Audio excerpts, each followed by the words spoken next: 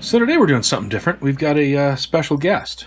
Today we're picking with MMDeveloper. So say hello, MM. How about we shut up and get picking?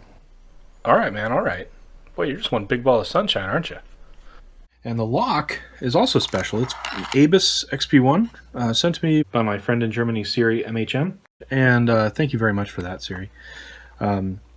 This is, at least on ABUS's scale, an 8 out of 10 in terms of security. I don't read German, but I'm 99.9% sure that's a security scale.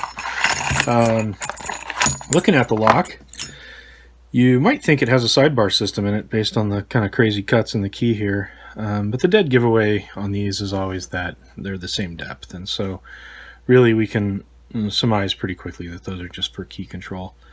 But what does make this lock very, very difficult to pick is its really, really difficult keyway. You can kind of see there that there really is no way to get a pick in there. You've got these pins set right on this shelf here. And so any pick that's going to be small enough to get in there is really going to either overset the pin or just be too flimsy to work. So what I ended up doing was I think what I've ended up kind of playing around with is a dimple pick. A dimple pick seems to work pretty well in there. You can kind of come in using this angle here to your advantage. You can come in and sort of leverage off the bottom there and allowing those pins to come up and not overset. There is a fairly deep cut in the middle here, and that would be really troublesome if you were trying to do a normal pick kind of approach on it. So anyway, thanks again, Siri, for the lock. Incredibly cool. And let's go ahead and throw this thing in a vise and see if we can get it picked. You want to do the honors, MM?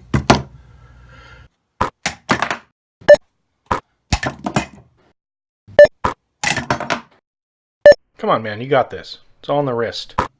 Nice job, man. All right, so we got the key. You can see the bitting there. And again, all those key control dimples are the same depth, kind of giving it away that it's key control. So anyway, key works perfectly. Brand new lock. And so, MM, what do you think we got to do to pick this thing? What do you figure the best strategy is? What you're going to do is you're going to stick the pick under each pin. There's no science to it. It's not a trick. It's just you're just wiggling the pin. It's not as hard as many people make it out to be. There's a lot of misinformation. All right, man. Sounds like a good plan. Let's do our worst and see how it goes. Getting some good clicks out of this one. Yeah, we are. So yeah, man, it's really nice to have you here. Why don't you tell everybody how we met?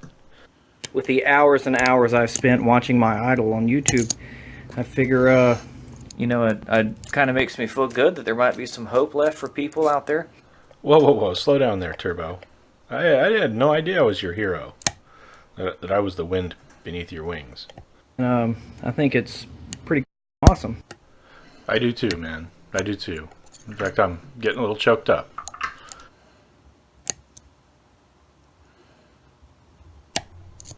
All right, we got it open. I honestly have no idea how I would have done that without a dimple flag. There's just no way to access those pins otherwise, and I can't imagine a pick small enough to get in there.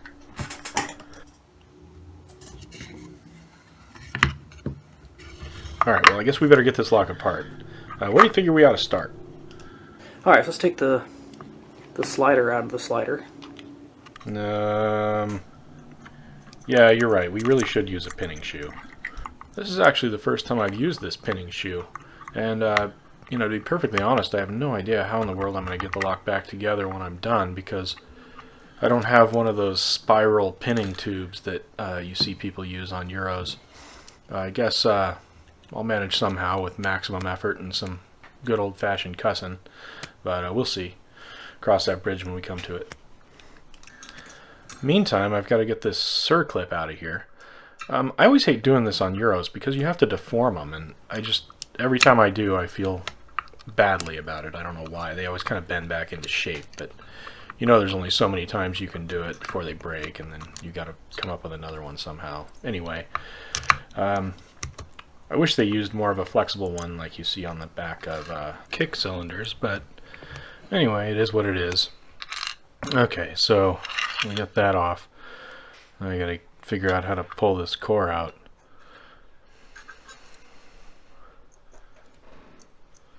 Probably hook onto something with this thing.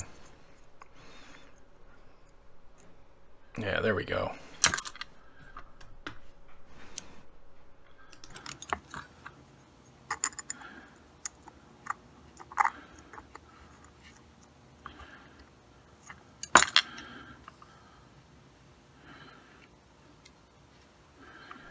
Looks like we have some ball bearings here in the key control area.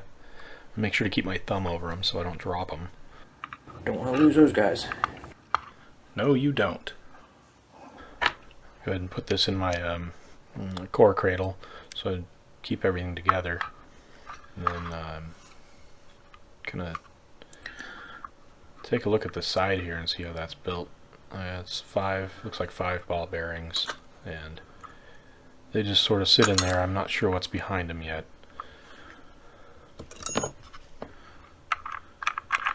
And then the key doesn't go in because presumably it needs to push those ball bearings out of the way as it goes in, and then they set into those little divots on the side of the key. It's kind of an interesting design. Anyway, let's get everything out of here and take a closer look.